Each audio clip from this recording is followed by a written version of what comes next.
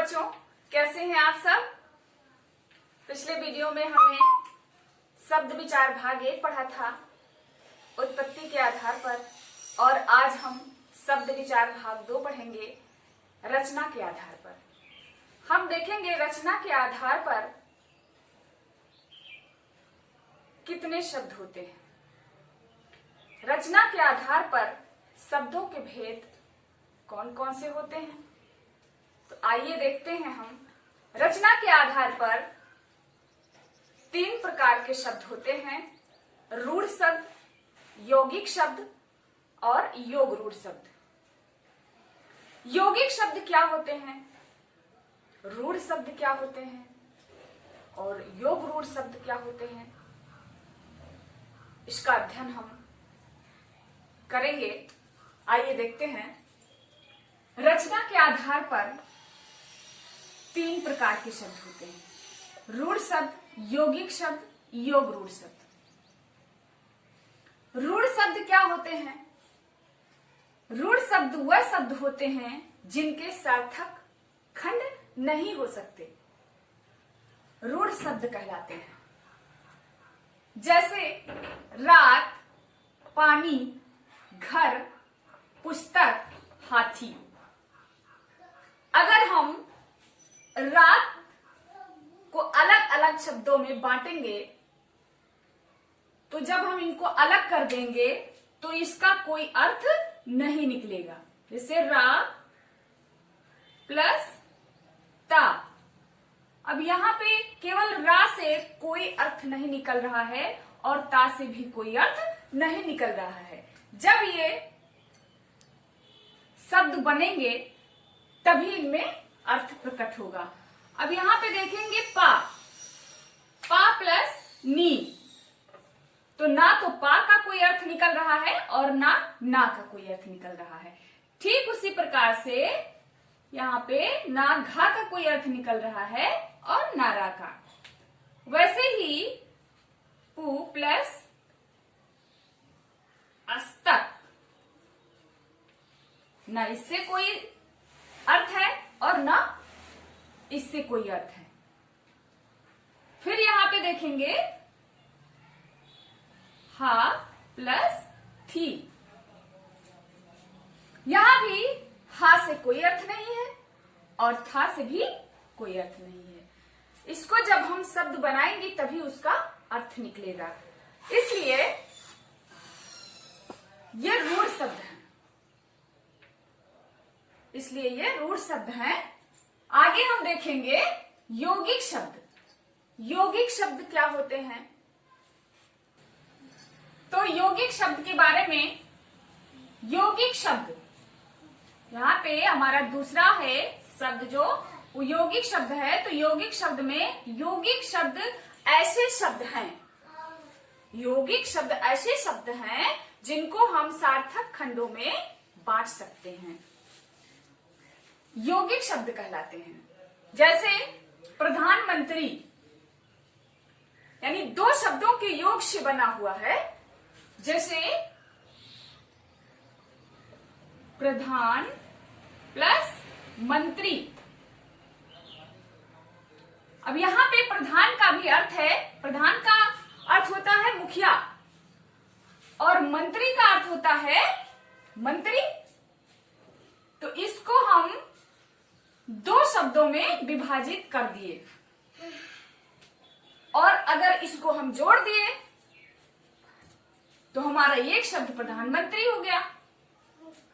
देवालय, जैसे देव, देव का अर्थ तो आप लोग जानते हैं।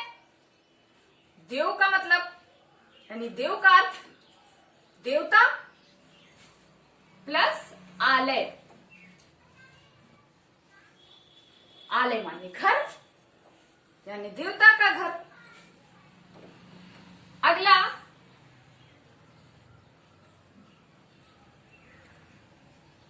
चिकित्सा। चिकित्सा का अर्थ होता है उपचार, चिकित्सा प्लस आलय।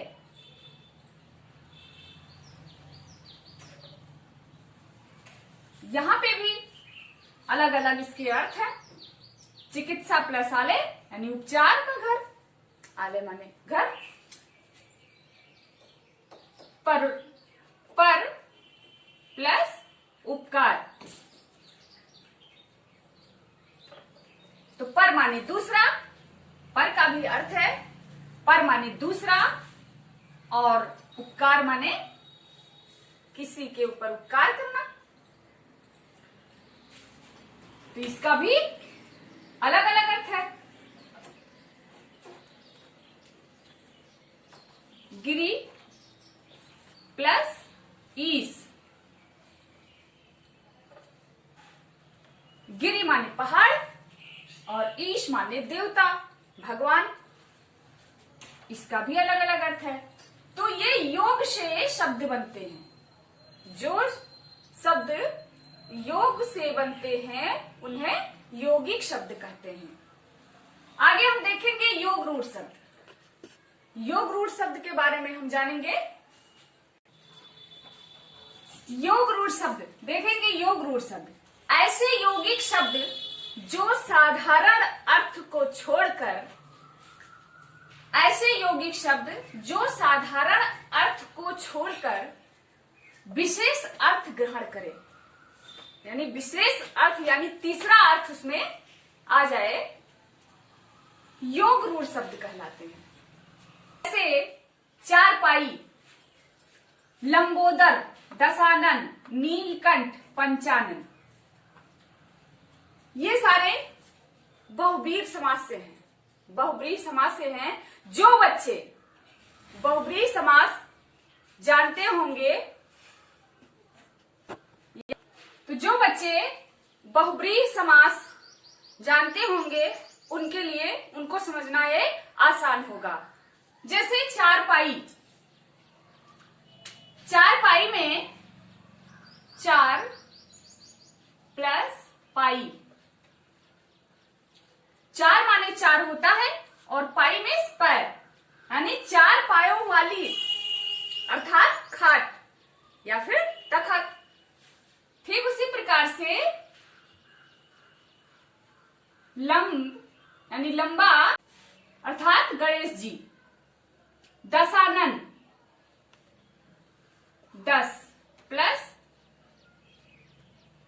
आनन, 10 माने 10 और आनन माने मुख। तो 10 मुख यानी कि 10 मुख वाले अर्थात रावण। नील प्लस कंठ यानी नीला,